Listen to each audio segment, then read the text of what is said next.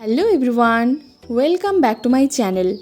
আবারও একটি নতুন পর্বতে তোমাদের অনেক অনেক ওয়েলকাম।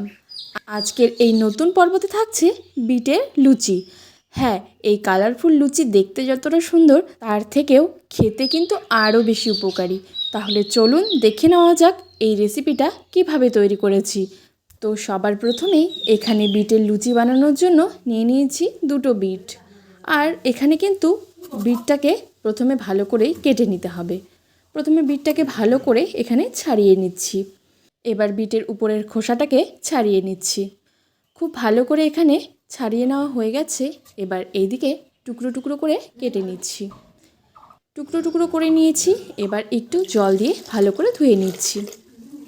এবার এইদিকে মিক্সিং একটা জারের মধ্যে দিয়ে দিচ্ছি বিট। আর বিটের টুকরোগুলোকে খুব ভালো করে ব্লেন্ড করে নিয়ে নিচ্ছি। এবার এইদিকে আমি নিয়ে নিয়েছি আটা। আটার পরিবর্তে আপনারা কিন্তু ময়দাও নিয়ে নিতে পারেন। এবার দিয়ে দিচ্ছি সামান্য একটু অ্যাজওয়াইন। আর সব কিছুকে ভালো করে এবার একটু মিশিয়ে নিলাম। এবার এতে দিয়ে দেব বিটের মিশ্রণটা। সব কিছুকে এবার ভালো করে মাখিয়ে নেব। আর এখানে যদি সামান্য একটু জল দিতে লাগে তাহলে কিন্তু জলও দিয়ে নেবেন। আমি এখানে সামান্য জল দিয়ে নিয়েছি এবং জল দিয়ে একটা মিডিয়াম ডো তৈরি করে নিয়েছি। এবার ডোয়ের থেকে ছোট ছোট করে লেচি করে নিচ্ছি। খুব ভালো করে এখানে এবার সবগুলোকে হাতের সাহায্যে ঘুরিয়ে ঘুরিয়ে গোল করে নেব। গোল করে নেওয়া হয়ে গেলেই এবার এতে সামান্য একটু আটা ছড়িয়ে নিয়ে এটাকে এবার বেলে নেব। খুব বেশি পাতলাও করব না, আবার খুব বেশি মোটাও করব না। মিডিয়াম একটা লুচির শেপ দিয়ে নেব। এবার সবগুলোকেই একইভাবে করে বেলে নিচ্ছি। সবগুলো লুচিকেই এবার বেলে নেওয়া হয়ে গেছে। এবার এইদিকে কড়াইয়ে তেল দিয়ে নিচ্ছি। তেল গরম হয়ে গেলেই এবার লুচিগুলোকে এক এক করে ভেজে নেব।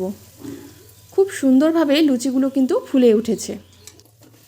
নাড়াচাড়া করে লুচিগুলোকে এবার ভেজে নিচ্ছি।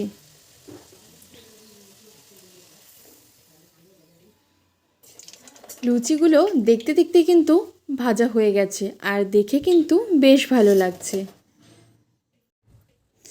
এবার এক এক করে সব লুচিগুলোকে একইভাবে করে ভেজে নিচ্ছি।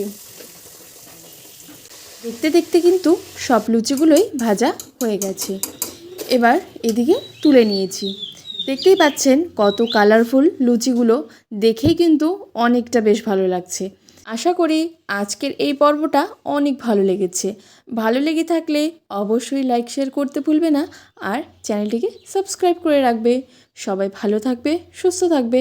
আবারও আসবো নতুন কোনো রেসিপি নিয়ে।